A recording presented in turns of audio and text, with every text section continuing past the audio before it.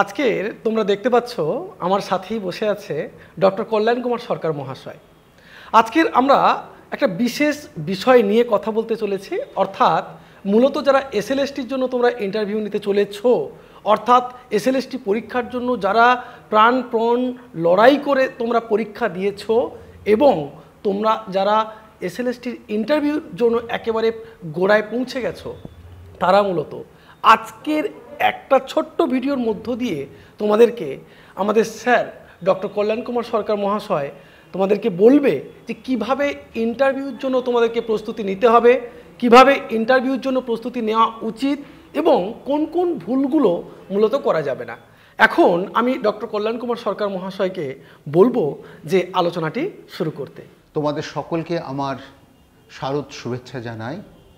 আমাদের যে মহতী উৎসব দুর্গাপূজা, সেই পূজার সামনে আসন্ন এবং সেই দুর্গাপুজোতে তোমরা সকলে আনন্দ করো, উৎসবে মেতে থাকো এবং তারপর আনন্দ করার পর একটু পড়াশোনার দিকে মন দিও, যাতে তোমরা ইন্টারভিউটা ভালো করে দাও।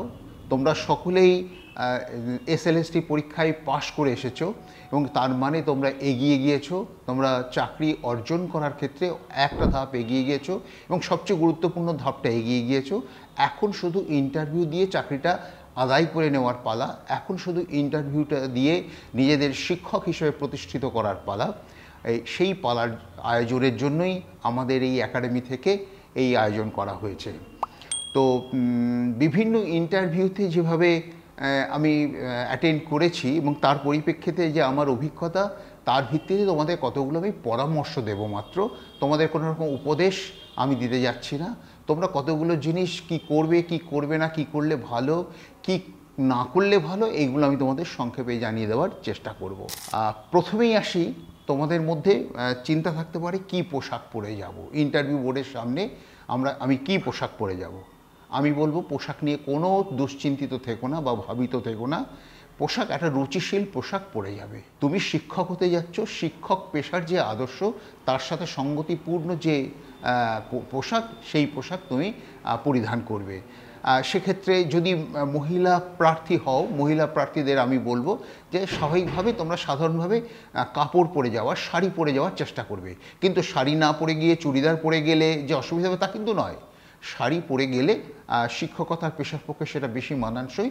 তোমরা অবলীলায় চুড়িদার বা অন্য কোনো রকম রুচিশীল পোশাক নিশ্চয়ই পরে যাবে। আর পুরুষ প্রার্থীদের ক্ষেত্রে আমি বলবো যে তোমরা একটা রুচিশীল পরিচ্ছন্ন পোশাক পরে যাবে। তার কারণ তোমরা শিক্ষক হতে যাচ্ছ। শিক্ষক যদি ওই ছেঁড়া জিন্স পরে যান তাহলে দেখতে মানানসই হয় না। সেই জন্য সেক্ষেত্রে তোমাদের পোশাক একটু রুচিশীল হবে। তা একেবারেই যে ধূপধুরস্ত হতে হবে, খুব পাটপাট করা, আয়রন করা তা নয়, কোট বা টাই পরে যেতে হবে এমন কিছু নয়। তোমরা একটা রুচিশীল পরিচ্ছন্ন পোশাক পরে যাবে। এইটুকুই আমার পোশাক সম্পর্কে বক্তব্য। দ্বিতীয় বক্তব্য ম্যানারিজম নিয়ে। কিভাবে ইন্টারভিউটা দেবে, কিভাবে বসবে, কিভাবে তোমরা উত্তর দেবে, এই ম্যানারিজমটা খুব জরুরি বিষয়। শিক্ষক হতে চলেছ, শিক্ষকদের একটা শিক্ষক পেশা সুলভ ম্যানারিজম থাকা দরকার এবং এই ম্যানারিজমটা শুধু শিক্ষকতার পেশার ইন্টারভিউর ক্ষেত্রেই নয়, সকল প্রকার ইন্টারভিউর ক্ষেত্রে ম্যানারিজমটা খুব গুরুত্বপূর্ণ। ম্যানারিজমটা কি না, তুমি গিয়ে যদি বাংলায় বলো আসতে পারি স্যার, এবং তুমি লক্ষ্য রাখবে চেয়ারপারসন যিনি আছেন তিনি মধ্যখানে থাকেন এবং তিনি মাঝখানে থাকেন এবং তাকে অ্যাড্রেস করে তুমি ঢুকবে, may I come in sir বা আসতে পারি স্যার। এবার খুব বিনয় নম্রভাবে বলবে, এসে তিনি বলবেন এসো, তুমি আসবে, চেয়ারের সামনে দাঁড়াবে, হুট করে চেয়ারে বসবে না। কখনোই তোমার জন্য নির্দিষ্ট আসনে তুমি নিজে থেকে বসবে না। দেখবে তুমি দাঁড়িয়ে থাকলে তারাই তোমাকে বলবেন বসো বসো, তখন তুমি তোমার চেয়ারে ভদ্রভাবে বসবে। হইচই করে বসবে না, ধাক্কাধাক্কি করে বসবে না, বা বসতে গিয়ে উল্টোপাল্টা যেন না হয়। তুমি খুব বিনয় নম্রভাবে ভদ্রভাবে বসবে। আমার মনে হচ্ছে যে ইন্টারভিউর ক্ষেত্রে এই বসার ম্যানারিজমটা খুব গুরুত্বপূর্ণ।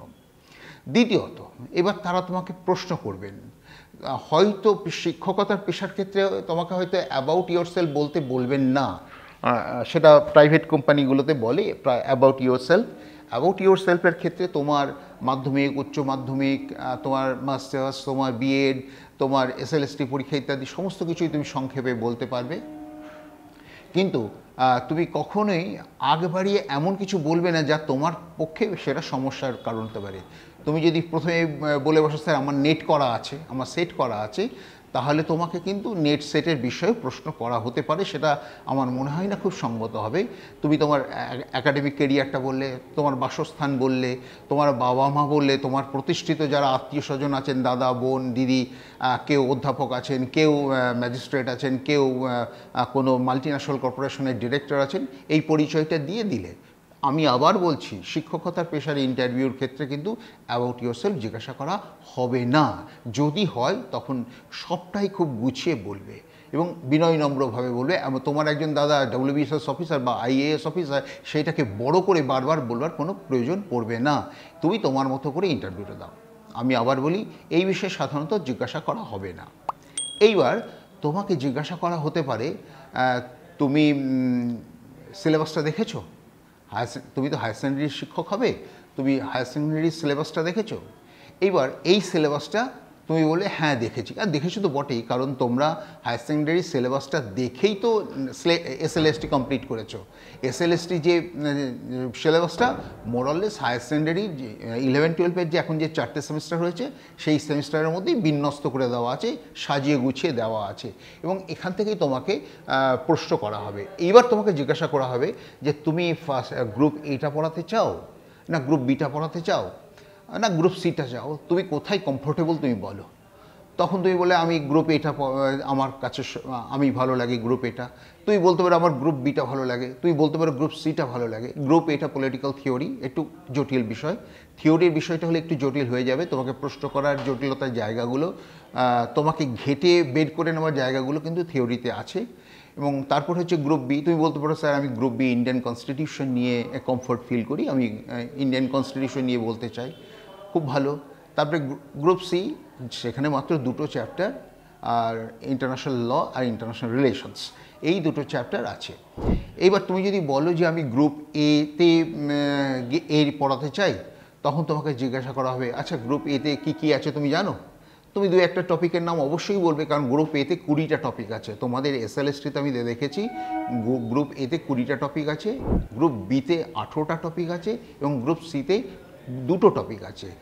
এই মোট 40টা টপিক তোমাদের আছে। এই 40টা টপিকের মধ্যে তোমাকে এইবার গ্রুপ এতে যদি যাও, তাহলে 20টার মধ্যে তোমাকে আবার অপশন দেবে কোন পেপারটা, কোন টপিকটা তোমার কাছে ভালো লাগে।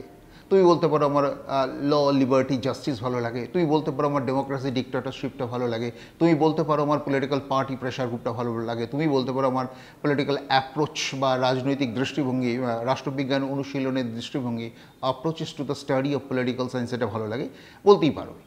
এইবার তোমাকে ক্রমশ তোমার এরিয়া ছোট করে নেওয়া হচ্ছে, যাতে তুমি সহজভাবে ইন্টারভিউটা দিতে পারো। এইবার তুমি যদি বলো আমার ল, লিবার্টি, জাস্টিস এই অংশটা ভালো লাগে, তোমাকে তখন ল এর উপর প্রশ্ন করা হবে। জেনারেলি স্বাভাবিকভাবে তোমাকে যেহেতু প্রথম দিকের, তখন তোমাকে জিজ্ঞাসা করা হবে ল কাকে বলে, ইত্যাদি ইত্যাদি। এই করে জাস্টিসে আসবে। জাস্টিসটা তোমরা একটু ভালো করে দেখে যেও। জাস্টিসের ক্ষেত্রে রলসের একটা ভীষণ গুরুত্বপূর্ণ অবদান আছে। আধুনিককালে রলসের কনসেপ্ট অফ জাস্টিস, তার পলিটিক্যাল থিওরি অফ জাস্টিস বলে যে বইটা আছে, সেই থিওরি অফ জাস্টিস বইয়ের মধ্যে যে ধারণাগুলো আছে সেইগুলো তোমাকে জানতে চাইতে পারে। এবং দেখবে তিনি বলবেন জাস্টিসের ক্ষেত্রে সাম্যের জাস্টিস, বৈষম্যের জাস্টিস, এগুলো তুমি জানো। তুমি তখন রলসের ক্ষেত্রে একটু একটু করে বলবে হ্যাঁ বৈষম্যের জাস্টিস আছে, সাম্যের জাস্টিস আছে, এইভাবে বলবে। তুমি যেটুকু প্রশ্ন ঠিক সেটুকুর উত্তর দেবে। অহেতুক তোমার প্রশ্নের উত্তরের বেলায় তুমি জাস্টিস রলসে জানতে চাও যে তুমি হট করে প্লেটো জাস্টিসে চলে যাবে না, বা অ্যারিস্টটলের জাস্টিসে চলে যাবে না। তুমি যেটুকু জানতে চাওয়া হয়েছে তুমি সেটুকুই বলবে। আর একটা জিনিস তুমি মাথায় রাখবে যে যদি কোনো প্রশ্নের উত্তর তোমার না জানা থাকে, তুমি কিন্তু ঘাঁটাবে না, তুমি পরিষ্কার কনফেস করবে স্যার এটা আমার জানা নেই, স্যার এটা সম্পর্কে আমি স্বচ্ছন্দ নই। পার্টিকুলারলি এইভাবে যদি স্বচ্ছন্দ শব্দটা ব্যবহার করো, তাহলে তোমার পক্ষে উপযুক্ত হবে। তুমি বলে স্যার এটাতে আমি খুব স্বচ্ছন্দ বোধ করছি না, যদি অন্য কোনো প্রশ্ন করেন, সঙ্গে সঙ্গে তারা অন্য প্রশ্নে চলে যাবেন। কিন্তু তুমি এটাতে স্বচ্ছন্দ বোধ করছো না, তবু তুমি বলবার চেষ্টা করছো, ইন্টারভিউ বোর্ডের এক্সপার্টরা আমি মনে করি তোমাদের চেয়ে অন্তত একটু বেশি জ্ঞানী। তারাও সব জানেন এমন কথা নয়, তাদেরও জানার এরিয়া ছোট হতে পারে, কিন্তু তারা কিন্তু তোমার চেয়ে একটু বেশি জানেন। তুমি যে জায়গাটাকে বলবার চেষ্টা করছো সেই জায়গার বাইরে গিয়ে যদি অহেতুক বলবার চেষ্টা করো, অতএব সেই জায়গাটা কিন্তু তারা ধরে ফেলবেন। তখন তোমাকে ওই জায়গা ঘিরে নানা রকম প্রশ্ন করতে শুরু করবে, তখন তুমি কিন্তু রীতিমতো পাজলড হয়ে যাবে, তোমার গা হাত পা ছেড়ে দেবে। এই জন্যই তুমি পরিষ্কার প্রথমেই বলে, স্যার আমি জানি না, আমি এটাতে স্বচ্ছন্দ বোধ করছি না। বরং তুমি কায়দা করে একটু বুদ্ধিমানের মতো বলতে পারো, স্যার এটা আমি স্বচ্ছন্দ বোধ করছি না, এটা আমার পক্ষে জানা নেই, কাইন্ডলি স্যার যদি একটু আমাকে জানিয়ে দেন তাহলে আমার জ্ঞানের পক্ষে ভালো হয়, আমি আলোকিত হতে পারি। তাদের উপর ছেড়ে দাও, দেখবে তারাই তোমাকে খুব অ্যাপ্রিসিয়েট করবেন যে ছেলেটি জানতে চাইছে বা ছেলেটি অন্তত অনেস্ট। এই অনেস্টিটা বজায় রাখবে। এবং তারপরে তোমরা করবে কি, যে তোমাকে এরপরে যে বিষয়টা বলতে বলা হলো সেই বিষয়টা তুমি বলছো, এবং বলতে গিয়ে তুমি মনে রাখবে যে যদি না পারো থেমে যাবে, যদি না পারো নাকি অতিরিক্ত কিছু বলতে যেও না, বা বিষয় থেকে বিষয়ান্তরে চলে যেও না। যেমন ডেমোক্রেসি জানতে চাওয়া হয়েছে, সেক্ষেত্রে ডেমোক্রেসির সঙ্গে হঠাৎ তুমি ডিক্টেটরশিপের তুলনা করে দিলে কিন্তু ডিক্টেটরশিপটা তোমার আলোচনার মধ্যে এসে গেল। তখন ডিক্টেটরশিপ নিয়ে আবার প্রশ্ন হতে পারে, ডিক্টেটরশিপ কত ধরনের, তুমি কি বোনাপার্টি ডিক্টেটরশিপ জানো, তুমি কি মিলিটারি ডিক্টেটরশিপ জানো, ইত্যাদি ইত্যাদি কোয়েশ্চেন হতে পারে। অতএব যেটুকু প্রশ্ন হবে সেটুকুর উত্তর দেবে, না পারলে ছেড়ে দেবে এবং অনেস্টির সঙ্গে বলবে, স্যার এটা আমি স্বচ্ছন্দ নই, আপনি আমাকে অন্য প্রশ্নে যেতে দেবেন। তারপরেই দেখবে তারা অন্য প্রশ্নে যাচ্ছেন। এই যে আর আরেকটা কথা, প্রশ্ন দিতে গিয়ে খুব বেশি ঢোক গিলবে না, বোর্ডের সামনে বসে খুব বেশি মাথা চুলকোবে না, গা চুলকোবে না। অনেক সময় আমাদের মানে অস্বস্তিতে ইরিটেশন হয়, আমরা পাড় খোঁচবার চেষ্টা করি, আমরা কান চুলকোবার চেষ্টা করি, সেটা না করাই বাঞ্ছনীয়। এবং সেক্ষেত্রে তোমার ম্যানারিজমটা যদি ভদ্রচিত হয়, সুস্থ এবং স্বাভাবিক হয়, তাহলে তোমার পক্ষে কিন্তু একটা প্লাস পয়েন্ট থেকেই যায়, এবং সেটা তোমাকে মাথায় রাখতেই হবে।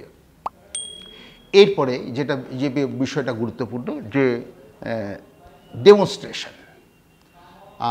এখন একটা ডেমনস্ট্রেশন বলে একটা বিষয় এসেছে, যে কোনো একটা টপিক নিয়ে তোমাকে বোর্ডে যেতে হবে বা তোমাকে ডেমনস্ট্রেশন করতে হবে। আর তোমরা কখনোই নিজেকে শিক্ষক ভেবে আর বোর্ডের এক্সপার্টদের ছাত্র ভেবে প্রশ্ন করে বসবে না। গণতন্ত্র কাকে বলে তুমি জানো, এরকম কোনো নয়। বা সমাজবাদ কাকে বলে তুমি জানো, বা ভারতীয় সংবিধানের 16 নম্বর ধারায় কী বক্তব্য আছে তুমি জানো, এরকম নয়। তুমি যদি ফান্ডামেন্টাল রাইটস তোমাকে বলতে দেওয়া হয়, তাহলে তুমি বলবে আগে আমরা জেনে নিই ফান্ডামেন্টাল রাইটস কাকে বলে, তারপরে বলবে এবার তো রাইটস তো জানলাম, ফান্ডামেন্টাল রাইটসটা কি, তুমি নিজেকেই প্রশ্ন করবে, করে নিজেই উত্তর দেবে। তুমি আস্তে আস্তে বলবে রাইটস হলো সুস্থ জীবনযাপনের পক্ষে প্রয়োজনীয় সুযোগ সুবিধা। আর ফান্ডামেন্টাল রাইটস কি, ব্যক্তিত্ব বিকাশের পক্ষে একান্ত অপরিহার্য, মূলগত প্রয়োজনীয়, সেই জন্য সেটা মৌলিক। ব্যক্তিত্ব বিকাশের পক্ষে যেটা মূলগত প্রয়োজনীয়, সেই অধিকারটাই হলো মৌলিক অধিকার।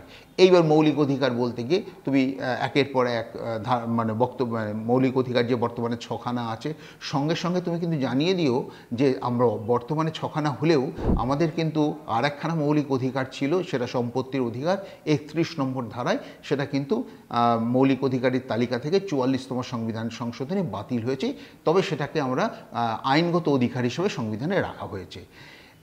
ফান্ডামেন্টাল রাইটস বা ইন্ডিয়ান কনস্টিটিউশন নিয়ে যদি তোমরা অপশন দাও, বা যদি তুমি মনে করো যে ইন্ডিয়ান কনস্টিটিউশন নিয়ে বলবে এবং তোমাকে জিজ্ঞাসার উত্তরে তুমি যদি এই অপশনটা দিয়ে ফেলো, একটু মাথায় রাখবে কয়েকটা ধারা মাথায় রাখার। স্বাভাবিকভাবে এই ধারাগুলো খুব জরুরি। যেমন 14 থেকে 18 সাম্যের অধিকার, 19 থেকে 22 স্বাধীনতার অধিকার, 23-24 শোষণের বিরুদ্ধে অধিকার, 25-26 27-28 ধর্মীয় স্বাধীনতার অধিকার, 29-30 সংস্কৃতি ও শিক্ষার অধিকার, 31 নম্বর ধারায় সম্পত্তির অধিকার ছিল, সেটা বাতিল হয়েছে, 32 নম্বর ধারায় সাংবিধানিক উপায়ে প্রতিকারের অধিকার।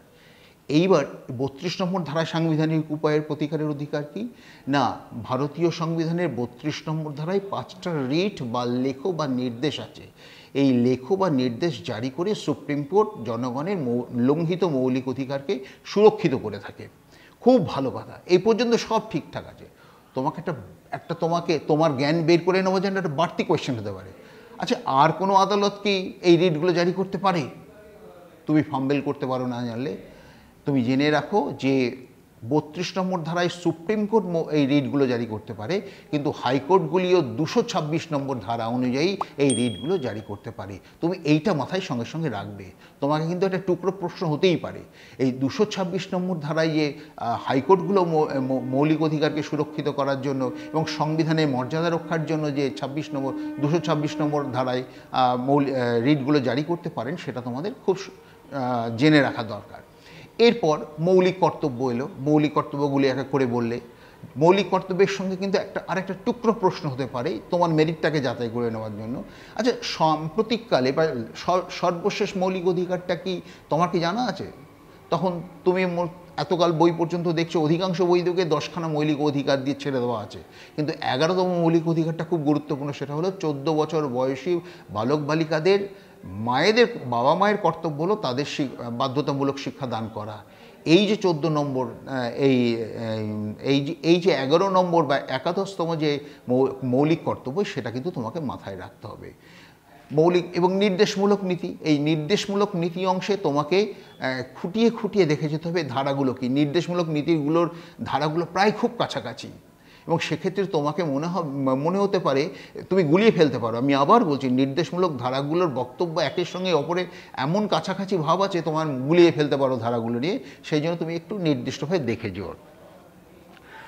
এছাড়াও আমি মনে করি যে ভারতীয় সংবিধান পাঠটাই তোমাদের কাছে সহজ হবে, এই জন্যই যে তোমরা মোটামুটি পরিচিত, কারণ এখানে ভারতবর্ষের রাষ্ট্রপতি আছেন, প্রধানমন্ত্রী আছেন, রাজ্যপাল আছেন, মুখ্যমন্ত্রী আছেন, সুপ্রিম কোর্ট আছে, হাইকোর্ট আছে, পঞ্চায়েত ব্যবস্থা আছে, ইত্যাদি ইত্যাদি। এই যে অংশগুলো, এগুলো মোটামুটি আমাদের হাতের কাছের অংশ বলে আমরা মনে করি, আমরা এইগুলোতে পড়ি। অতএব তোমরা ইচ্ছা করলেই এই গ্রুপ বিটা অপশন দিতে পারো। আর গ্রুপ এ অপশন দিলে আমি মনে করি যে সেক্ষেত্রে তোমাদের অ্যাপ্রোচ যে চ্যাপ্টারটা, সেকেন্ড চ্যাপ্টারটা, সেটাতে আমার মনে হয় না ঢোকাই ভালো। অ্যাপ্রোচ তোমাদের পক্ষে জটিল হয়ে যাবে। অ্যাপ্রোচ নিয়ে নানা রকমের প্রশ্ন হতে পারে, সেই প্রশ্নগুলোর উত্তর হয়তো আমরা ছাত্রছাত্রীরা হয়তো সেই সময় অবস্থায় থাকতে পারবো না। আবার তুমি যদি মার্ক্সীয় অ্যাপ্রোচ, কথার কথা, যদি তুমি বলো অ্যাপ্রোচ নিয়ে তুমি এগোতে চাও বা বলতে চাও, তাহলে তোমাকে যদি মার্ক্সীয় অ্যাপ্রোচ বলছো, রাষ্ট্রবিজ্ঞান অনুশীলনে মার্ক্সীয় দৃষ্টিভঙ্গি বলতে বলতে বলতে তুমি বেশ এগোচ্ছো, হট করে তোমাকে জিজ্ঞাসা করা হতে পারে তোমার বক্তব্য শেষ হলেই যে তুমি তো মার্ক্সীয় দৃষ্টিভঙ্গি বললে, আচ্ছা বলো তো এর সঙ্গে হিস্টোরিক্যাল ম্যাটেরিয়ালিজম বা ঐতিহাসিক বস্তুবাদের কোনো সম্পর্ক আছে কি, বা এর সঙ্গে দ্বন্দ্বমূলক বস্তুবাদের কোনো সম্পর্ক আছে কি? এই রকম বাড়তি কোয়েশ্চেনগুলো তোমার কাছে এসে যাবে। তুমি এইগুলোকে অ্যাভয়েড করার জন্য অ্যাপ্রোচ অংশটা এড়িয়ে যেতেই পারো, কিন্তু তুমি পছন্দ করলে নিশ্চয়ই বলবে। আর অ্যাপ্রোচের যে বিভিন্ন দিক আছে, যেমন ধরো পলিটিক্যাল সিস্টেমস অ্যাপ্রোচ, এইটা কিন্তু ডেভিড স্টোনের তত্ত্ব। তুমি যদি মনে করো যে এই তত্ত্বে এসেছো, তুমি ডেভিড স্টোনের সিস্টেম অ্যাপ্রোচ বলছো বা ব্যবস্থাকে জ্ঞাপক দৃষ্টিভঙ্গি বলছো, তোমার কিন্তু বাড়তি ঝুঁকি রয়ে গেল জিজ্ঞাসা করে স্টোনের বই পড়েছো বা স্টোনের কোনো বই আছে, স্টোনের কী বই আছে বলো তো, বা স্টোনের 3টে বইয়ের নাম বলো তো। এইরকম প্রশ্ন তোমার কাছে এসে যেতে পারে। সেই জন্য আমার মনে হয়েছে যে এই অ্যাপ্রোচ অংশটা অ্যাভয়েড করা ভালো। কিন্তু আমি আবার বলছি, তুমি যদি মনে করো এটাতে স্বচ্ছন্দ, তাহলে তুমি এটা বলতেই পারো। এরপর যদি ধরো রাষ্ট্রবিজ্ঞানের যে আরেকটি বিষয়, 3 নম্বর হয়তো বিষয় আমাদের রাষ্ট্র। এবং রাষ্ট্র তোমাকে জিজ্ঞাসা করা হতে পারে যে তুমি কোন চ্যাপ্টারটা বলতে চাও। তুমি রাষ্ট্র বললে, রাষ্ট্রটা কম্প্যারেটিভলি তোমাদের কাছে সহজ হবে, এবং রাষ্ট্র যেই বললে সঙ্গে সঙ্গে রাষ্ট্রের বৈশিষ্ট্যগুলো তোমাকে বলতে হচ্ছে, এবং সঙ্গে সঙ্গে কি হচ্ছে না, তোমার রাষ্ট্রের বৈশিষ্ট্যগুলোর মধ্যে জনসংখ্যা, ভৌগোলিক এলাকা, সরকার এবং সার্বভৌমত্ব বললে এগুলো হচ্ছে অপরিহার্য বৈশিষ্ট্য। কিন্তু সঙ্গে সঙ্গে প্রশ্ন হতে পারে আর কি কোনো বৈশিষ্ট্য আছে? তোমাকে জেনে রাখতে হবে যে স্থায়িত্ব, পার্মানেন্সি, এবং রিকগনিশন, স্বীকৃতি, এই দুটো বৈশিষ্ট্য। তবে এইগুলো কিন্তু অপরিহার্য নয়, এই দুটো না থাকলেও রাষ্ট্রই। তো এইগুলো তোমাকে মাথায় রাখতে হবে। যদি তুমি গণতন্ত্র নিয়ে বলতে চাও, তাহলে গণতন্ত্রের সঙ্গে সঙ্গে গণতন্ত্রের গুণ, দোষ, এগুলো তোমাকে জানতে হবে, এবং সেগুলোকে তোমাকে সেগুলোকে নিয়ে আলোচনা করতে হতে পারে। গণতন্ত্র নিয়ে বলতে গেলেই দেখবে ডেভিড হেল্ডের গণতন্ত্র বলে আছে, ডেভিড হেল্ড সব প্রকার গণতন্ত্রের কথা বলেছেন। সেই গণতন্ত্র সম্পর্কে তোমার ধারণা থাকা দরকার। এবং বোর্ড ওয়ার্ক তুমি যখন করতে গেছো, বোর্ড ওয়ার্কের ম্যানারিজম আছে। তুমি প্রথমেই বোর্ড ওয়ার্ক করলে, তুমি চেয়ার থেকে ভদ্রভাবে উঠলে, আস্তে আস্তে বোর্ডের কাছে গেলে, তোমাকে ব্ল্যাক বোর্ড দিল বা হোয়াইট বোর্ড দিল, হোয়াইট বোর্ড হলে কালার পেন্সিল দেবে বা কালার পেন দেবে, আর ব্ল্যাক বোর্ড হলে চক ডাস্টার দেবে। সেই তুমি চক ডাস্টারই নাও আর কালার পেন নাও, সেই পেন নিয়ে তুমি গিয়ে প্রথমেই তুমি এইভাবে আর শুরু করবে, আজকে আমাদের বলার বিষয় হলো গণতন্ত্র, আজকে আমাদের বলার বিষয় হলো ভারতীয় সংবিধানের স্বীকৃত মৌলিক অধিকার, আজকে আমাদের বলার বিষয় হলো ভারতবর্ষের প্রধানমন্ত্রীর ক্ষমতা ও পদমর্যাদা, আজকে আমাদের বলার বিষয় হলো রাষ্ট্রবিজ্ঞান অনুশীলনের দৃষ্টিভঙ্গি। তুমি যে বিষয়টা বলবে বা তোমাকে যে বিষয়টা ওনারা বলতে দিলেন সেই বিষয়টাই প্রথমে গিয়ে ওইভাবে অ্যাপ্রোচ করবে যে আমাদের আজকে বলার বিষয় হলো রাষ্ট্রবিজ্ঞান অনুশীলনে নীতিনিষ্ঠ দৃষ্টিভঙ্গি বা রাষ্ট্রবিজ্ঞান অনুশীলনে রাষ্ট্র, তুমি রাষ্ট্রটা বলবে।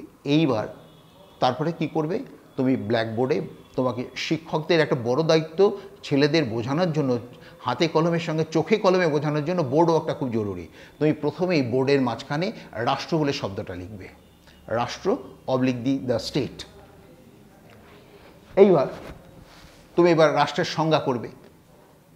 রাষ্ট্রের সংজ্ঞা তুমি উড্রো উইলসনের সংজ্ঞা একটা আছে মোটামুটি গ্রহণযোগ্য, তার চেয়েও সর্বজন গ্রহণযোগ্য সংজ্ঞা হচ্ছে অ্যাব্রাহাম লিঙ্কন, সর্বজন সংজ্ঞা হচ্ছে গার্নারের, সেই গার্নারের সংজ্ঞাটা দিলে এইবার তুমি বলবে এবার আমরা রাষ্ট্রকে জানার পর, রাষ্ট্র সম্পর্কে জানার পর আমরা এবার রাষ্ট্রের বৈশিষ্ট্যগুলো আলোচনা করব।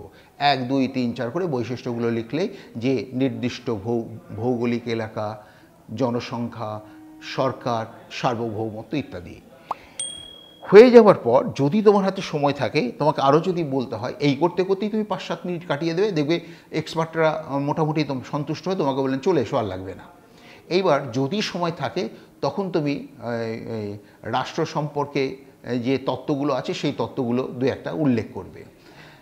এছাড়াও যদি ধরো তুমি গণতন্ত্র নিয়ে আলোচনা করছো, গণতন্ত্র নিয়ে আলোচনা করতে গিয়ে প্রথমেই ওই কথাটা বলে নেবে যে ওই একটি বাক্য জেনে নাও যে আজকে আমাদের আলোচনার বিষয় হলো গণতন্ত্র, আমাদের আজকে আমরা এই গণতন্ত্র নিয়েই আলোচনা করব বলে তুমি গণতন্ত্র শব্দটা ব্ল্যাকবোর্ডের মাঝখানে লিখলে, গণতন্ত্র ডেমোক্রেসি। তোমরা গণতন্ত্রের সংজ্ঞাটা লিখলে, গণতন্ত্রের সংজ্ঞাটা মুখে বলবে, সবটা লিখতে যাবে না। তোমরা শুধু গণতন্ত্রের কার সংজ্ঞাটা গ্রহণযোগ্য সেটা বলে দিলে, অ্যাব্রাহাম লিঙ্কনের সংজ্ঞা যে democracy is a government of the people, for the people and by the people বললে। এইবার গণতন্ত্র বলার পর গণতন্ত্রের বৈশিষ্ট্যগুলো বলবে। গণতন্ত্রের বৈশিষ্ট্যে বলার পর যে একাধিক রাজনৈতিক দল থাকবে, জনগণের অধিকারের স্বাধীনতা থাকবে, বিচার বিভাগের স্বাধীনতা থাকবে, চাপ সৃষ্টিকারী গোষ্ঠীগুলো কাজ করতে পারবে, জনগণের মৌলিক অধিকার স্বীকৃত হবে ইত্যাদি ইত্যাদি।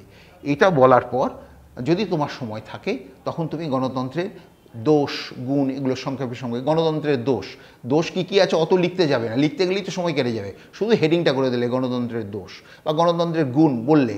এইবার যদি আরও সময় থাকে তখন তুমি গণতন্ত্রের সাফল্যের শর্তাবলী বললে, হেডিং করলে বলবে যে লিখিত সংবিধান, তারপরে ন্যায় বিচার, আইনের অনুশাসন, জনগণের সচেতনতা, এই বিষয়গুলো থাকলে গণতন্ত্র সুরক্ষিত হবে এবং গণতন্ত্র সুনিশ্চিত হবে।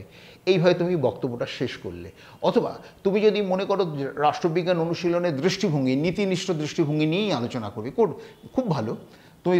তুমি প্রথমেই বলবে আজকে আমাদের আলোচনার বিষয় হলো রাষ্ট্রবিজ্ঞান অনুশীলনে নীতিনিষ্ঠ দৃষ্টিভঙ্গি, normative approach to the study of political science বলে তুমি নীতিনিষ্ঠ দৃষ্টিভঙ্গিটা ব্ল্যাকবোর্ডে লিখলে একবারে মাঝখানে। তারপরে তুমি নীতিনিষ্ঠ দৃষ্টিভঙ্গি এবার বলবে যে রাষ্ট্রবিজ্ঞান অনুশীলনে নীতিনিষ্ঠ দৃষ্টিভঙ্গি নিয়ে আলোচনা করার আগে আমরা দৃষ্টিভঙ্গি কাকে বলে সেটা জেনে নিই। দৃষ্টিভঙ্গি কাকে বলে? না, দৃষ্টিভঙ্গি হলো সেই দৃষ্টিকোণ বা দৃষ্টিপথ বা সেই মাধ্যম যার মাধ্যমে আমরা কোনো কিছুকে ভালোভাবে অনুধাবন করতে পারি, ভালোভাবে বুঝতে পারি। এই কোনো কিছুকে ভালোভাবে অনুধাবন করা, কোনো কিছুকে ভালোভাবে জানার যে মাধ্যম সেটাই হলো দৃষ্টিভঙ্গি। এবং রাষ্ট্রবিজ্ঞানকে যে মাধ্যমের সাহায্যে ভালোভাবে জানা যায় সেটাই হচ্ছে রাষ্ট্রবিজ্ঞান অনুশীলনে দৃষ্টিভঙ্গি। ব্যাস, এইটুকু তোমার হয়ে গেল। এইবার তুমি নীতিনিষ্ঠ দৃষ্টিভঙ্গিতে প্রবেশ করো। নীতিনিষ্ঠ দৃষ্টিভঙ্গিটা কি না, নীতিনিষ্ঠ দৃষ্টিভঙ্গি হলো রাষ্ট্রবিজ্ঞান অনুশীলনের এমন একটি দৃষ্টিভঙ্গি যে দৃষ্টিভঙ্গি মনে করে যে নীতি, আদর্শ ইত্যাদির প্রেক্ষাপটে রাষ্ট্র, সরকার আর রাজনৈতিক দল ইত্যাদিকে অনুশীলন করা হয়ে থাকে বা বর্ণনা করা হয়ে থাকে। নীতিনিষ্ঠ দৃষ্টিভঙ্গি হলো এমন একটি দৃষ্টিভঙ্গি যেটি আদর্শ, ঔচিত্য, নীতিমান, মূল্যবোধ ইত্যাদির প্রেক্ষাপটে রাষ্ট্রবিজ্ঞানকে অনুশীলন করে থাকে। তাই নীতিনিষ্ঠ দৃষ্টিভঙ্গির বক্তব্যটা হলো অনেকটা এরকম যে মানুষের ভোট দেওয়া উচিত, man should cast his vote. এই ঔচিত্যবোধের প্রশ্নটাই হচ্ছে নীতিমানের প্রশ্ন, মূল্যবোধের প্রশ্ন। রাষ্ট্রবিজ্ঞান অনুশীলনে সেটাই খুব গুরুত্বপূর্ণ বিষয়। এইভাবে তোমরা একের পর এক যে যেটা বিষয়টা বলবে সেই বিষয়টাকে নিয়ে ব্ল্যাকবোর্ডে যাবে, সেটা প্রথমে হেডিংটা করবে, তারপরে সাব পয়েন্টগুলো করবে, কিন্তু সাব পয়েন্টের যে ছোট ছোট উত্তরগুলো আছে সবগুলো লিখবার চেষ্টা করবে না, তাতে সময়টা চলে যাবে। তখন তোমাকে এক্সপার্টটা ধরে নেবেন তুমি বিষয়টাকে এড়িয়ে যেতে চাইছো। সুতরাং সেক্ষেত্রে তোমাকে হিসেব করে খুব এগোতে হবে। এবং অনেক সময় তোমায় ধরো এমনটা হচ্ছে যে তোমাকে কোনো একজন প্রশ্নকর্তা প্রশ্ন করেছেন, তোমার প্রশ্নের উত্তর দেওয়া শেষ হতে না হতেই আরেকজন প্রশ্নকর্তা হয়তো প্রশ্ন করে ফেলছেন। তখন তুমি কিন্তু প্রথম জনকে যে উত্তর দিচ্ছিলে সেই উত্তরটাই দেবে, দেবার পর দ্বিতীয় জনের প্রশ্নটা মাথায় রেখে তার উত্তর দেবে। তোমাদের বলি, সাধারণত এক্সপার্টরা মানে হুটপাট করে কিছু করেন না, তোমার বক্তব্য শেষ হয়ে গেলে তবেই প্রশ্ন করবেন। তবে কখন করেন এটা না, যখন তোমার প্রশ্নের প্রসঙ্গে আরেকটু কিছু আসতে পারে। যেমন তুমি গণতন্ত্র নিয়ে একজনকে আলোচনা করছো, যেমন তুমি গণতন্ত্র নিয়ে আলোচনা করছো, তুমি আব্রাহাম লিঙ্কনের সংজ্ঞা দিচ্ছ, দেওয়ার পর তোমার বক্তব্য শেষ হলো, সঙ্গে সঙ্গে আরেকজন এক্সপার্ট জিজ্ঞাসা করতে পারেন যে ডেভিড হেল্ডের গণতন্ত্র সম্পর্কে কোনো ধারণা আছে তোমার? অথবা তোমার যদি কোনো ডেভিড হেল্ডের গণতন্ত্র সম্পর্কে কোনো ধারণা না থাকে, তুমি অবলীলাই বলবে যে স্যার এটা আমার জানা নেই, স্যার এই বিষয়টা আমার কাছে আমি স্বচ্ছন্দ নই। তখন দেখবে তোমার এই অনেস্টি তোমাকে বাড়তি অ্যাডভান্টেজ দিয়ে দিচ্ছে। তখন তারা অন্য প্রশ্নে যাবেন। ইন্টারন্যাশনাল ল, ইন্টারন্যাশনাল রিলেশনস, এইখানটা খুব গুরুত্বপূর্ণ। এইখানটাতেও তোমাকে প্রশ্ন করা হতে পারে, কারণ যেহেতু সিলেবাসে আছে। তবে আমি যতটুকু ইন্টারভিউ বোর্ডে উপস্থিত থেকে দেখেছি যে তাতে তোমার পছন্দের যে এরিয়াগুলো তৈরি হয়ে যাচ্ছে সেই এরিয়াগুলোর মধ্যে তুমি কিন্তু যাবে না, এরিয়াগুলোর বাইরে তোমরা যাবে না। প্রশ্ন তোমাকে সাধারণত ধরো তুমি অ্যাপ্রোচ বলেছো, গণতন্ত্র বলেছো, ল, লিবার্টি, জাস্টিস বলেছো, ইন্ডিয়ান কনস্টিটিউশন বলেছো, তোমার এরিয়ার মধ্যেই প্রশ্ন করা হবে। প্রচুর প্রশ্ন আছে, ঘাবড়াবার কিচ্ছু নেই। তুমি যদি একটা গণতন্ত্র চ্যাপ্টারই বলো সেখানে সেটাই হবে, তার উপরেই প্রচুর প্রশ্ন হতে পারে।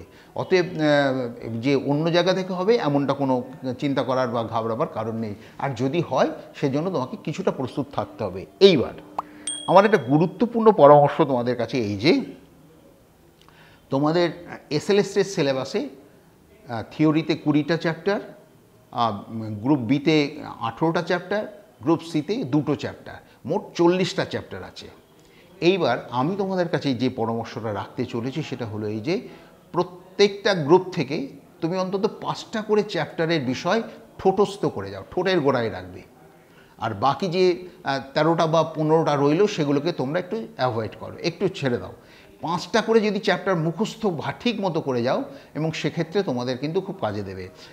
এবং এই 5টায় তোমাকে যদি জিজ্ঞাসা করে কোন পেপারে বলবে, তুমি বলে গ্রুপ এ, গ্রুপের এই 5টা। তোমাকে যদি জিজ্ঞাসা করে 5টা থেকে একটা একটা করে অপশন দেবে। এইবার তার ব্ল্যাকবোর্ডে যখন যেতে হবে তখন তোমাকে কিন্তু মনে রাখতে হবে তুমি একবারে জুৎসইভাবে এসেছো, তুমি বেশ খোলতাইভাবে বলতে পারবে, তুমি বেশ নিজের মতো করে ভালো করে দাপিয়ে বলতে পারবে। এমনভাবে তুমি গ্রুপ এর 5খানা রাখবে, গ্রুপ বি এর 4খানা রাখবে, গ্রুপ সি এর 1খানা রাখবে, বা গ্রুপ বি এর 5খানা রাখলে, গ্রুপ সি এর 2খানা রাখলে, এই 5খানা করে বিষয় চ্যাপ্টার তুমি মোটামুটি প্রস্তুত হয়ে যেও। এই তোমাকে ডেমো দেওয়ার জন্য, ডেমোটা কিন্তু তোমার নিজের জায়গা। ডেমোতে তোমাকে একেবারে দাপিয়ে ফাটিয়ে বলে বেরিয়ে আসতে হবে। ডেমোতে তুমি যদি ভালো করতে পারো তাহলে তোমার দেখবে ইন্টারভিউর অর্ধেকটা এগিয়ে গেছে। এবং ডেমোটা ভালো করে দেওয়ার জন্যই আমি তোমাদের কাছে বলছি যে তোমরা প্রত্যেকটা গ্রুপ থেকে, তোমরা যদি মনে করো আরেকটু কম হবে, 3টে করে যাও, অন্তত সেই 3টে করে, অন্তত গোটা 10 চ্যাপ্টার 3টে পেপার থেকে, বা আমাদের হায়ার সেকেন্ডারির যে syllabus, first semester, second semester, third semester, fourth semester, এই 4টে সেমিস্টার থেকে প্রত্যেকটা সেমিস্টার থেকে দুটো করে অন্তত খুব ভালো করে পড়ে যাও, যেগুলো যে কোনো জায়গা থেকে প্রশ্ন আসলে উত্তর দিতে পারবে। আর বাকি যে চ্যাপ্টারগুলো রইল এসএলএসটির বইয়ে, যে ধরো 40টা চ্যাপ্টারের মধ্যে 10টা করে ভালো করে করলে, আর বাকি যে 28টা চ্যাপ্টার রইল সেই 28টা চ্যাপ্টার বা 30টা চ্যাপ্টার বা তোমার 4টে সেমিস্টারে যে বিষয়গুলো বাকি রইল সেগুলো তুমি মোটামুটি স্মরণে রাখার মতো করে পড়ে যাবে, যাতে টুকটাক প্রশ্ন হলে উত্তর দিতে পারো। সেগুলো একেবারে ঠোঁটস্থ কণ্ঠস্থ করার দরকার নেই, সেগুলোকে স্মরণে রেখে যাবে, যে বাড়তি কোয়েশ্চেন হলে সেখান থেকে উত্তর দিতে পারবো। ফলে আমার পরামর্শ হলো এই যে তোমরা ওই 40টা চ্যাপ্টার যদি একেবারে পাগলের মতো পড়ে মুখস্থ করে যেতে থাকো, তাহলে তোমাদের স্মৃতি থেকে সব বেরিয়ে যাবে এবং তোমরা অবলীলায় নার্ভাস হয়ে যাবে। গণতন্ত্র বলতে গিয়ে জাস্টিস বলে ফেলবে, বা জাস্টিস বলতে গিয়ে তুমি গণতন্ত্রের সঙ্গে চলে আসবে। সব ওই 40টা চ্যাপ্টারকে একেবারে সমানভাবে রপ্ত করে যাবার কোনো প্রয়োজন নেই। তোমরা 5টা দুটো বা গোটা 10-12 চ্যাপ্টার একেবারে রীতিমতো ওই প্রস্তুত হয়ে যাও। তোমাদেরকে সাধারণভাবে আমি ইন্টারভিউ করে দেখেছি, আমরা অপশন দিই যে কোনটাই তুমি কমফোর্ট ফিল করবে, কোন পেপারটা বলবে, কোন জায়গাটা বলবে, সেই রকমভাবে তোমাকে জিজ্ঞাসা করা হবে। অতএব তোমরা বেশ গুরুত্বের সাথে গোটা 10-12 চ্যাপ্টার খুব ভালো করে পড়ে যাবে। বাকিগুলোকে অবহেলা করবে না, বাকিগুলোকে স্মরণে রাখার মতো, মনে রাখার মতো করে পড়ে যাবে, এবং তাহলেই দেখবে তোমাদের পক্ষে সুবিধাজনক হবে এবং তোমরা অনেকটা এগিয়ে যেতে পারবে। সঙ্গে সঙ্গে আমি বলবো যে এই যে প্রশ্নগুলো হচ্ছে, এই প্রশ্নগুলোর ক্ষেত্রে যে ওই মানে প্রশ্নগুলো যে খুব দ্রুত গতিতে হবে তা নয়, প্রশ্নগুলোর তুমি যথেষ্ট সময় নিয়ে হিসেব করে তুমি উত্তরগুলো দেবে এবং দেখবে তাহলে তুমি অনেকটাই এগিয়ে যেতে পারছো বা এগিয়ে যাচ্ছ। সবচেয়ে বড় কথা হলো তুমি যেটুকু পারবে ঠিক সেটুকুই সঠিক উত্তর দেবে এবং সেই উত্তরটুকুই তোমাকে এগিয়ে দেবে, কিন্তু যেটুকু জানবে না সেটুকু অবলীলায় স্বীকার করবে। এবং এক্সপার্টরা তোমার চেয়ে অনেক বেশি জানেন বলে মনে করা হয়, এবং এক্সপার্টরা কিন্তু তোমার গলতির জায়গাগুলো ধরে ফেলবেন তোমার বক্তব্যের মধ্যে থেকে। অতএব তুমি তোমার মতো করে সুন্দর করে গোটা ব্যাপারটাকে ফেলবে, আত্মপ্রত্যয়ের সঙ্গে বলবে, কিন্তু ওভার কনফিডেন্স রাখবে না। তুমি চাকরিটা অর্জন করতে যাচ্ছ, তুমি এসএলএসটি পরীক্ষায় উত্তীর্ণ হয়েছো, মানে একটা মহা পর্ব উদ্ধার করে এসেছো। সেই এসএলএসটিতে রিটেন টেস্টে এগিয়ে আসা মানে তুমি তোমার যোগ্যতা, তুমি তোমার কোয়ালিটি প্রমাণ দিয়ে ফেলেছো। এইবার তোমাকে চাকরিটা অর্জন করে নিতে হবে, তোমাকে চাকরিটা আদায় করে নিতে হবে, এবং সেক্ষেত্রে তুমি সেই মতো করে ইন্টারভিউ দেবে এবং সেক্ষেত্রে তোমার যেটুকু জানা তার ভিত্তিতেই তুমি করবে। আর ইন্টারভিউটা হচ্ছে একটা পদক্ষেপ। তুমি এসএলএসটির রিটেন টেস্টে পাস করে এসেছো, অতএব এইবার আশা করা যাচ্ছে যে তোমরা কেউ না কেউ চাকরিটা পাবেই। তোমাদের মানে কয়েকশো জন বা কয়েক হাজার জন, 25,000-এর মধ্যে অন্তত 1,000 চাকরি পাবেই। অতএব তোমরা এই 1,000 জনের মধ্যে আছো, এবং সেই প্রত্যয়ের সঙ্গে তোমরা যে এসএলএসটি রিটেন টেস্ট পাস করে এসেছি এই প্রত্যয় রেখে তোমরা ইন্টারভিউতে দিতে যাও, কিন্তু ওভার কনফিডেন্স রেখো না। ওভার কনফিডেন্স কিন্তু বিপাকে ফেলে দেবে। আমি আবার বলছি, এক্সপার্টরা কিন্তু ক্যান্ডিডেটদের ত্রুটি বিচ্যুতি খুব ভালো বোঝেন, ঠিক যেমন ছাত্ররা ক্লাস কক্ষে শিক্ষকের ত্রুটি বিচ্যুতি ভালো বোঝেন। কোন স্যার ভালো পড়ান, কোন স্যার ফাঁকি দেন, কোন স্যার বই দেখে পড়ান, কোন স্যার বই না দেখে সুন্দর করে পড়ান, ছাত্ররা হচ্ছে বেস্ট জাজেস। তেমনি ইন্টারভিউ বোর্ডের এক্সপার্টরা অবলীলায় তোমার মেধা বিচার করে নেবেন ওই 2-1টা প্রশ্নের উত্তরের মধ্য দিয়েই। সেই কারণে তোমরা প্রত্যয়ের সঙ্গে চাকরি অর্জন করতে যাচ্ছ, লড়ে নিতে যাচ্ছ, এই মানসিকতা নিয়ে যাবে, কিন্তু অতিরিক্ত আস্থা, অতিরিক্ত কনফিডেন্স রেখে বিপদ ডেকে আনবে না, কিন্তু সেক্ষেত্রে এক্সপার্টদের বিব্রত করতে পারে। এক্সপার্টগণ তখন কিন্তু এলোমেলো কোয়েশ্চেন করে তোমাকে আরও পাজল করে দিতে পারেন। অতএব প্রত্যয় রাখো, কিন্তু অত্যন্ত আত্মপ্রত্যয় তোমাকে বিপাকে ফেলতে পারে। মোটামুটিভাবে আমার পরামর্শ তোমাদের কাছে এইগুলোই। তোমরা এই পরামর্শগুলো অনুসরণ করো। শুধু পলিটিক্যাল সায়েন্স নয়, এসএলএসটির ইন্টারভিউ যে সাবজেক্টেরই দিচ্ছ, ম্যানারিজম, বসা, পোশাক পরিচ্ছদ ইত্যাদি ইত্যাদি, বা প্রত্যেকটা সাবজেক্টে ফিলোসফি, হিস্ট্রি, কেমিস্ট্রি বা ম্যাথমেটিক্স, সব সাবজেক্টেই কিন্তু তোমাকে অপশন দেবে কোন পেপারটা পড়াতে চাও, কোন বিষয়টা বলতে চাও। তোমরা তোমাদের পছন্দ মতো 4টে-5টে করে পেপার করে যেও সেমিস্টারগুলো থেকে, তাহলেই তোমরা এগিয়ে যেতে পারবে। শুধু পলিটিক্যাল সায়েন্সের ছাত্রছাত্রীরা নয়, সমস্ত সাবজেক্টের ছাত্রছাত্রীরাই যদি এই ম্যানারিজম, এই ড্রেস কোড এগুলো ফলো করো, এবং এই যে বসা ওঠার যে ম্যানারিজম সেটা লক্ষ্য রাখবে। তোমার ইন্টারভিউ শেষ হয়ে গেল, তোমাকে বললেন যে এবার তুমি এসো, তখন তুমি হুশ করে উঠে পড়লে, তোমার যেসব কাগজপত্র তুমি সামনে রেখেছিলে, ধর মার্কশিট, অ্যাডমিট কার্ড ইত্যাদি কথার কথা, সেগুলো খচমচ করে তুলছো তা কিন্তু করবে না, খুব ভদ্রচিতভাবে করবে। কারণ পেশাটা তুমি শিক্ষকতার মধ্যে যাচ্ছ, তুমি শিক্ষকতার পেশা অর্জন করতে যাচ্ছ, তোমার কাছ থেকে বিনয় নম্র আচরণটা আশা করা যায়, কারণ তুমিই হবে জাতির ভবিষ্যতের কারিগর, তুমি ছেলেপুলের পরিচালক, তুমি ছেলেপুলেকে তৈরি করবে। অতএব তোমার কাছ থেকে একটু বিনয় নম্র, এবং ওঠার সময় চেয়ার ধপ করে উঠলে একটা ফট করে আওয়াজ হলো, এইগুলো দেখবে, একটু লক্ষ্য রাখবে। তোমার ম্যানারিজমটা তোমাকে কিন্তু অনেকটা এগিয়ে দেবে। আমার মনে হয় মোটামুটিভাবে এইগুলো যদি তোমরা অনুসরণ করতে পারো, ইন্টারভিউর বোর্ডের 25% মানসিক জোর তোমরা পেয়ে যাবে। বাকিটা তোমাদের হাতে, বাকি 75% তোমাদের হাতে। এবং কী রকম ইন্টারভিউ দিলে, কি বললে, সেটা সবটাই 50% প্রশ্ন জিজ্ঞাসা, 25% বোর্ড ওয়ার্ক, আর 25% এই ম্যানারিজম, বসা ওঠা, কীভাবে কী করবে, এইগুলোর উপর নির্ভর করে। মোটামুটিভাবে তোমরা যদি এইগুলো ফলো করো, অনেকটা এগিয়ে যেতে পারবে বলে আমার মনে হচ্ছে। ইন্টারভিউ তোমাদের কাছে সহজলভ্য হবে, ইন্টারভিউ তোমাদের কাছে খুব মনোরম হবে, এবং ইন্টারভিউ দিয়ে তুমি সন্তুষ্ট হতে পারবে, একটা আত্মতৃপ্তির জায়গা খুঁজে পাবে। এতক্ষণ ধরে আমরা ডক্টর কল্যাণ কুমার সরকার মহাশয়ের বক্তব্য শুনলাম, এবং কিভাবে এসএলএসটি ইন্টারভিউর জন্য প্রস্তুতি নেবেন। শুধুমাত্র রাষ্ট্রবিজ্ঞান নয়, সমস্ত সাবজেক্ট, ইতিহাস, ভূগোল থেকে শুরু করে যে কোনো সাবজেক্টের ক্ষেত্রে, সায়েন্স, আর্টস, কমার্স, যে কোনো সাবজেক্টের ক্ষেত্রে ম্যানারিজমটা খুব গুরুত্বপূর্ণ। সেটা স্যার খুব ভালো করে গুছিয়ে একদম বলার চেষ্টা করলেন, এবং টপিক ধরে ধরে সেগুলো কিভাবে করতে হবে সেগুলোও ব্যাখ্যা করার চেষ্টা করলেন।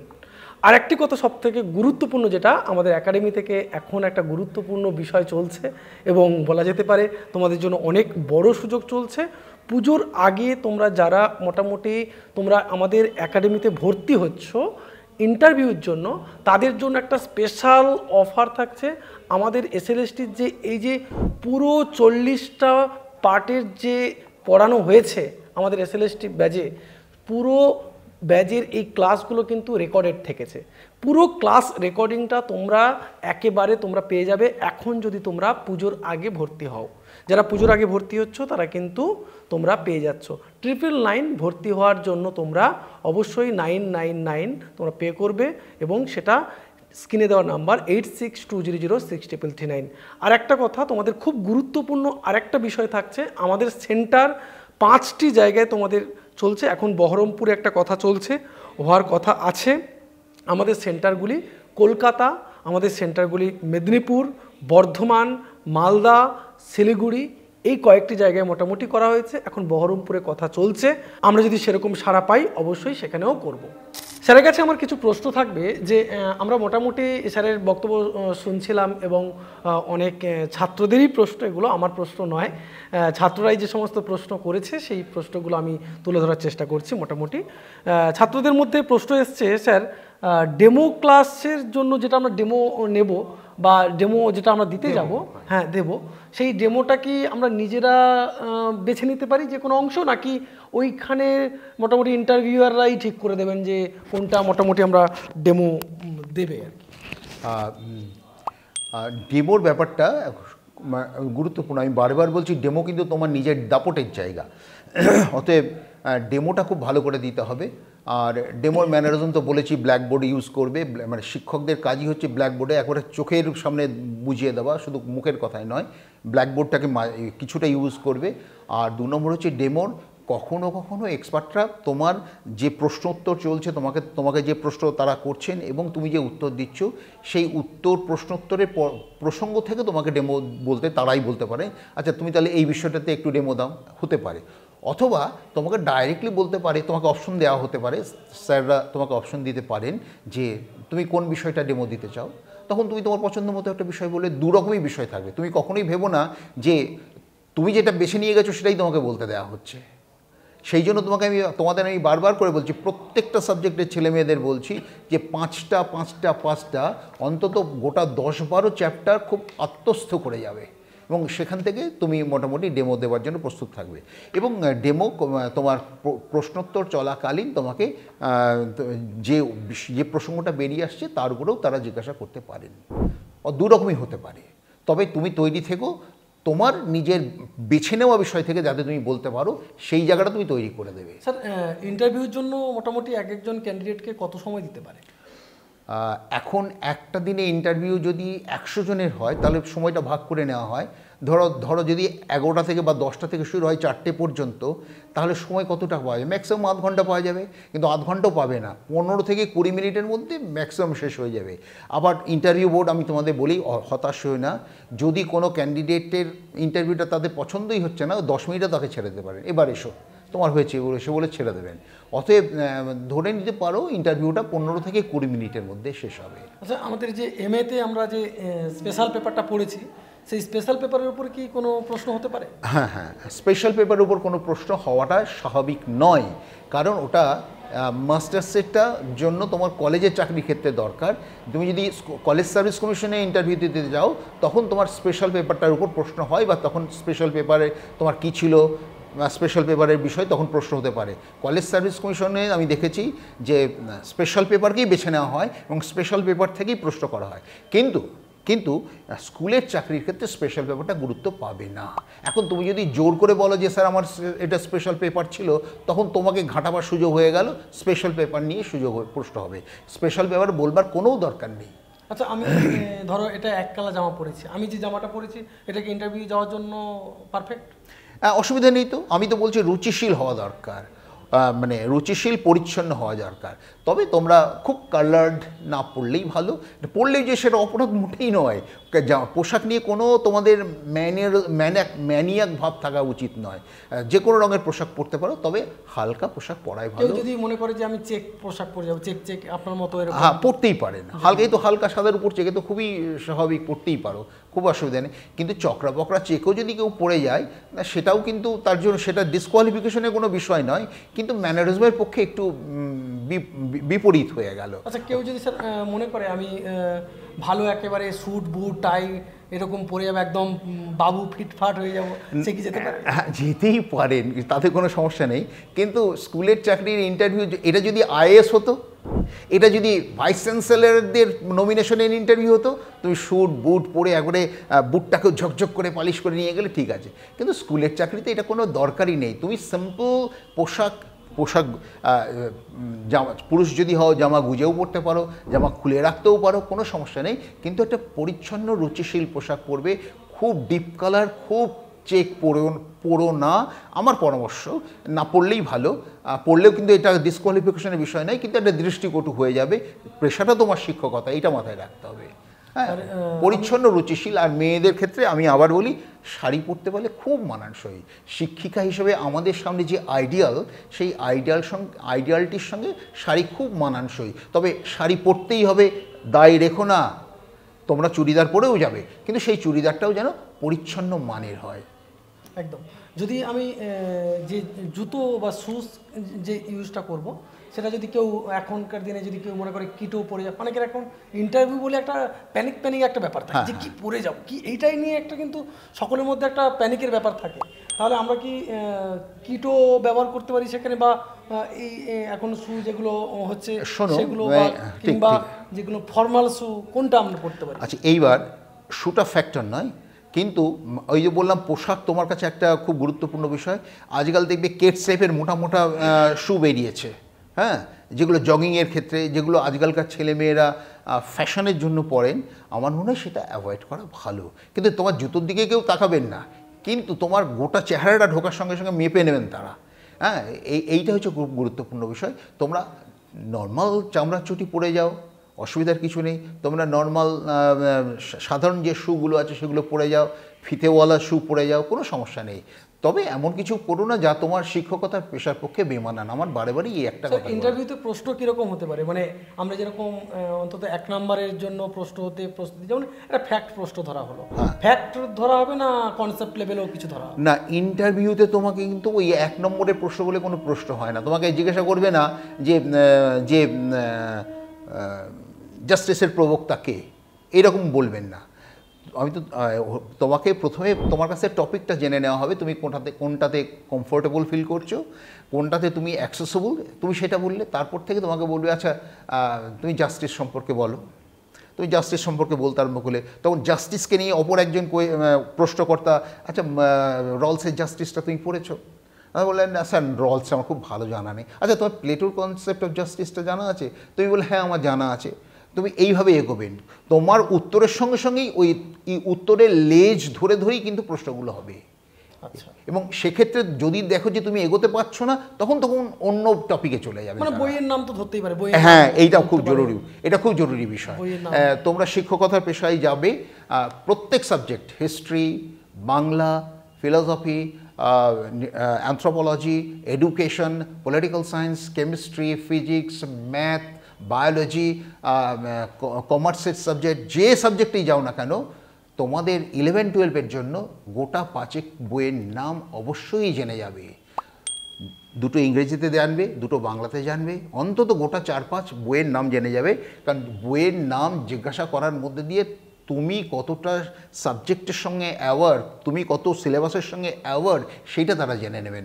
বইয়ের নাম সকলকেই যে বইয়ের নাম জিজ্ঞাসা করবেন তা নয়, কিন্তু দেখবে অধিকাংশের ক্ষেত্রেই বইয়ের নাম জিজ্ঞাসা করা হয়, এবং তার মধ্যে দিয়ে তোমরা সাবজেক্টের সঙ্গে পরিচিত। কারণ তুমি শিক্ষক হয়ে পড়াতে যাবে, তুমি ছাত্রদের কোন বই বলবে, সেটা তো একটা বড় ফ্যাক্টর। তুমি কি বলবে যে আমি গুগল থেকে পড়ো, আমি গুগল থেকে পড়েছি? এটা কখনোই হতে পারে না। স্যার, আপনি যে কথাটা একটা বললেন যে যখন তুমি পড়াতে যাবে তখন যারা ইন্টারভিউয়ার তাদেরকে ছাত্র হিসেবে দেখতে না, হ্যাঁ, যে তাদেরকে ছাত্র হিসেবে ট্রিট করবে না। মানে অ্যাকচুয়ালি আমি যখন পড়াতে যাব তখন বিপরীতে আমি কেন তাকে ছাত্র হিসেবে ট্রিট করবো? কেন তাকে? তুমি তো জানছোই তারা এক্সপার্ট, তারা অনেক বেশি জানেন। একদম, হ্যাঁ, তারা এক্সপার্ট, তারা বিশেষজ্ঞ, তারা জানেন বলেই তারা নমিনেশন পেয়ে এই জায়গাটাতে এসেছেন, সাধারণ কেউ যায়নি। অতএব তাদেরকে ছাত্র নিয়ে হিসেবে যদি জিজ্ঞাসা করো যে জাস্টিস বলতে কি জানো, এইরকম প্রশ্ন করা যাবে না। বরং জাস্টিস বলতে কি বোঝায় সেটাই আমরা জেনে নিই। মানে প্রশ্নটা তুমিই ফেলছো, উত্তরটা তুমিই দেবে। একদম তাই, এটাই বলার চেষ্টা করছি। আচ্ছা, আরও অনেকগুলো প্রশ্ন আমাদের সামনে এসছে যে মোটামুটি প্যানেলে কতজন শিক্ষক থাকতে পারেন? প্যানেলে 5 জন থাকবেন বলে আমার ধারণা। প্যানেলে 5 জন থাকবেন বলে আমার ধারণা। তার মধ্যে স্কুল সার্ভিস কমিশনের চেয়ারম্যান যদি থাকেন ভালো, না থাকলে তার নমিনি একজন থাকবেন, নমিনিই থাকবেন মূলত। একটা মিথ প্রচলিত আছে যে ইন্টারভিউতে নাকি স্যারেরা এদিক থেকে ওদিক থেকে সেদিক থেকে প্রশ্ন করেন, মানে ভয় ধারণার চেষ্টা করেন ছাত্রদের মধ্যে। না, আমি একটা কথা বলি, এই ধারণাটা, এই মিথটা মিথ, এটা সত্য নয়। আমি বলছি, আমি এক্সপার্টরা তোমাকে বিব্রত করতে পারেন, সেই জায়গাও আছে, কিন্তু এক্সপার্টরা কখনোই তোমাকে অহেতুক অবাঞ্ছিত প্রশ্ন করে বিব্রত করবেন না। তোমার কাছে তো ওই অপশনগুলো নিয়ে নিচ্ছেন, পেপার এ বলবে না পেপার বি বলবে, বা সেমিস্টার এ বলবে না সেমিস্টার 2 বলবে, সেমিস্টার 3 বলবে না 4 বলবে, তোমাকে জেনে নেওয়া হচ্ছে।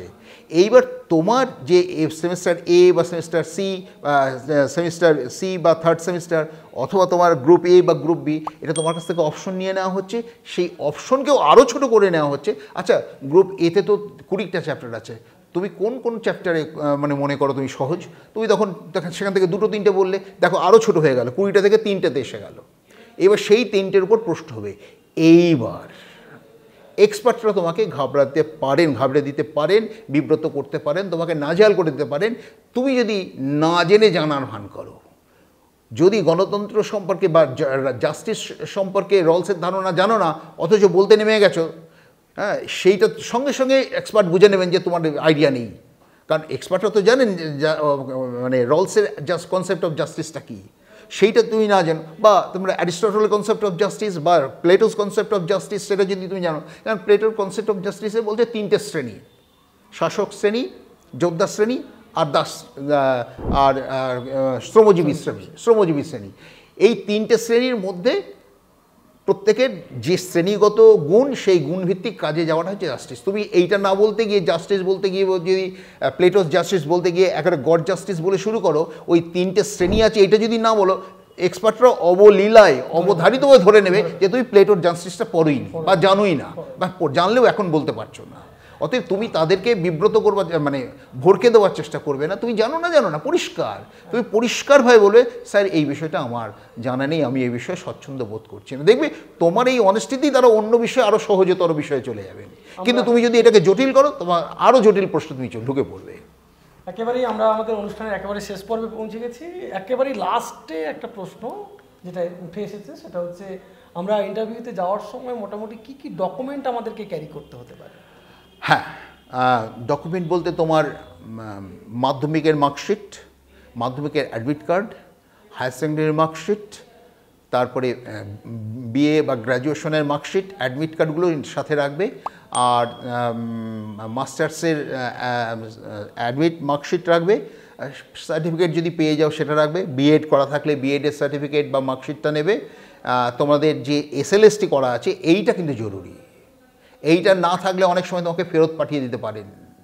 তোমার নাম আছে, তুমি ইন্টারভিউ বোর্ডের নাম, প্যানেলের নাম দেখতে পাচ্ছ, কিন্তু তুমি এসএলএসটি পাস করার যে সার্টিফিকেট সেটা যদি প্রিন্ট আউট বের করে নিতে পারো ভালো, সেটা নিয়ে যেতেই হবে। তা নাহলে তুমি ইন্টারভিউ, তোমার নাম দেখা যাচ্ছে 14 নম্বরে তোমার নাম আছে, কিন্তু তুমি ওইটা নিয়ে যাওনি বলে তোমাকে হয়তো ফেরত আসতেও হতে পারে, তোমার সেবারের মতো ইন্টারভিউটা ক্যান্সেল হলেও হতে পারে। অতএব এসএলএসটি সার্টিফিকেটটা নেবে। আর এবং এটা আমি জানি তোমরা যারা এই এসএলএসটি পরীক্ষা দিয়ে স্কুল শিক্ষকের চাকরির জন্য ইন্টারভিউ দিতে যাবে এসএসসি ভবনে, সেখানে কিন্তু তোমরা কিন্তু অনেকেই এর মধ্যে, আমি অন্তত ধরে নিচ্ছি 60% ছেলে মেয়ে সেট নেট পাস করা, শুধু একবার নয় একাধিক নেট পাস করা ছেলে মেয়েও আছো, একাধিকবার সেট পাস করা ছেলে মেয়েও আছো। অতএব সেই সেট নেটের সার্টিফিকেটটা তোমরা সাথে রেখো, কিন্তু দেখাতে যেও না, যদি প্রয়োজন পড়ে তখন। স্যার আরেকটি বিশেষ কথা যে আমরা মূলত আচার্য ভবন শুধুমাত্র কি এসএসসি ইন্টারভিউ নেবে, না অন্য কোনো জায়গাতে ইন্টারভিউ তারা ব্যবস্থা করতে পারে? হ্যাঁ, এটা একটা খুব গুরুত্বপূর্ণ প্রশ্ন। এটা হচ্ছে যে আচার্য ভবনটাই হচ্ছে মানে সেন্টার, মূল সেন্টার, এইখানটাতেই মূল ইন্টারভিউগুলো হওয়ার কথা। কিন্তু আমি একসময় জেনেছিলাম যে উত্তরবঙ্গের ছেলেমেয়েদের যাতায়াতের সুবিধার জন্য বা মুর্শিদাবাদে এই অঞ্চলের ছেলেমেয়েদের আসা যাওয়ার সুবিধার জন্য কখনো কখনো সেন্টার একাধিকও হলেও হতে পারে, যেমন মালদাতে একটা হতে পারে বা শিলিগুড়িতে হতে পারে, আবার দুর্গাপুরে বা বর্ধমানে একটা হতে পারে বা মুর্শিদাবাদে হতে পারে। তবে সেটা অফিসিয়াল ডিসিশন, সেটা সেই বিষয়ে কোনো সুনির্দিষ্টভাবে কিছু আমার ধারণা নেই। ছাত্রছাত্রীদের সুবিধার জন্য অফিসিয়ালি এটা করা হতেই পারে। স্যার আমরা যে ডকুমেন্টগুলো নিয়ে যাব মূলত সেগুলো কি ট্রান্সপারেন্ট কিছুতে নিয়ে যাব, নাকি আমাদের যে ফাইলগুলো তথাকথিত পাওয়া যায় সেই রকম কিছু? বা হ্যাঁ, তোমরা ট্রান্সপারেন্ট ফাইলে নেবে, কিন্তু তোমরা কখনোই ডকুমেন্টসগুলোকে এই মোবাইল খুলে দেখিয়ে দেবে তা কিন্তু করো না। তোমরা কিন্তু প্রিন্ট আউট কপি নিয়ে নেবে। আমরা যেমন আমাদের আধার কপি কখনো কখনো দেখিয়ে ফেলছি মোবাইল থেকে, সেটা করো না। তোমরা মোবাইল ইউজ করে তোমাদের ডকুমেন্টগুলো শো করতে যেও না। অ্যাকসেপ্টেড হবে না কথা বলছি না, কিন্তু তারা বিরক্ত হবেন, যে ক্লার্ক অফিসাররা যেগুলো যাচাই করবেন তারা বিরক্ত হবেন। তোমরা পর্যাপ্ত পরিমাণে জেরক্স কপি নিয়ে যাবে, একটা জায়গায় দুটো নেবে, দুটো জায়গায় চারটে নিয়ে যাবে। অরিজিনালটা নেবে, প্রিন্ট আউট বা জেরক্স কপিও নেবে। অনেক অনেক ধন্যবাদ স্যারকে আমাদের সাথে এতক্ষণ টাইম দেওয়ার জন্য, এত সময় দেওয়ার জন্য। কারণ একটা মাত্র কারণ, শুধুমাত্র এতগুলো ছাত্রছাত্রীর আবেদন স্যার কিন্তু ফেলতে পারেননি, তাই ছুটে এসেছেন আমাদের একাডেমিতে। সকল ছাত্রছাত্রীর কথা মাথায় রেখে আজকের আশা করছি এই আলোচনাটা প্রত্যেকটা ছাত্রছাত্রীর অনেকটা কাজে আসবে এবং এখান থেকে ইন্টারভিউ নেওয়ার জন্য বা ইন্টারভিউ দেওয়ার জন্য তোমাদের প্রস্তুতিটা তোমরা শুরু করতে পারবে। কিভাবে শুরু করবে এবং সব সাবজেক্ট কিভাবে তোমরা প্রস্তুতি নেবে সেটা কিন্তু আজকের এই ইন্টারভিউর মধ্য দিয়ে তোমরা বুঝতে পারলে। থ্যাংক ইউ, সবাই ভালো থাকবে, আবার দেখা হবে।